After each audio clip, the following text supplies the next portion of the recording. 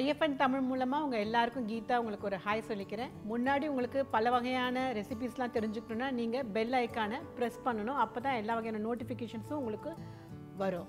இப்போ நாம் இன்றைக்கி பண்ண போகிறது வகை வகையான சுட சுட வாழைக்காய் ஸ்கொயர் பஜ்ஜி. பார்க்கலாமா?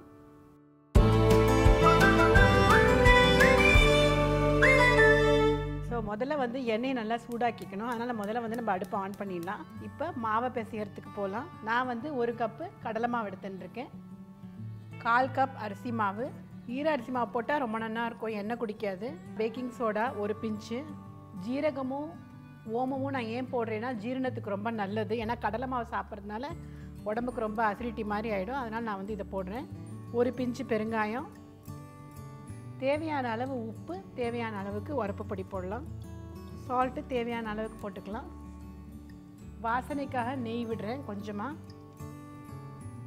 கார்ன்ஃப்ளவர் வேணும்னா போடலாம், வேண்டானா வேண்டாம். நான் கொஞ்சோண்டு மிக்ஸ் பண்ணுறேன், ஏன்னா அப்போ தான் நல்லா செவக்க ஒரே மாதிரி கலராக வரும், அதுக்காக. இப்போ நம்ம இது எல்லாத்தையும் நல்லா ஒன்றா கலந்துக்கலாம். மாவு நல்லா எல்லாத்தையும் ஒன்றா கலந்தாச்சு. இப்போ நம்ம தண்ணி போட்டு அதை மிக்ஸ் பண்ணி ஆகணும். இப்போ தண்ணி விடலாம். ரொம்ப தண்ணியாகவும் இருக்கக்கூடாது, ரொம்ப இதாகவும் இருக்கக்கூடாது. ஒரு இட்லி மாவு பதத்தில் இருக்கணும் அது. ஸோ நல்லாவே கலந்தாச்சு பஜ்ஜி மாவை. இப்போ எண்ணெய் காஞ்சாச்சா பார்க்கணும். எண்ணெய் காஞ்சிடுச்சுன்னா ஒரு பஜ்ஜியாக போட ஆரம்பிக்கலாம். இப்போது நான் வந்து ஏற்கனவே வட்டமாக ஸ்கொயராக வாழைக்காயை கட் பண்ணி வச்சுருக்கேன். நீங்கள் இந்த காய் தான் போடணுங்கிறதில்ல, எந்த காய் வேணாலும் போடலாம். பட் இன்றைக்கி நான் வாழைக்காயை பண்ணி காட்ட போகிறேன். கொஞ்சமாக மெதுவாக ஒன்று ஒன்றா போட ஆரம்பிக்கணும். ஒரே ஒரு வாழைக்காயை எடுத்து மெதுவாக இதுக்குள்ளே மாவுக்குள்ளே போட்டு தோச்சிட்டு, அப்போ தான் இந்த ஹோட்டல் மாதிரி வரும் உங்களுக்கு. அடுப்பை சின்னதாக வச்சுக்கணும், அப்புறமா தான் பெருசாக்கணும்.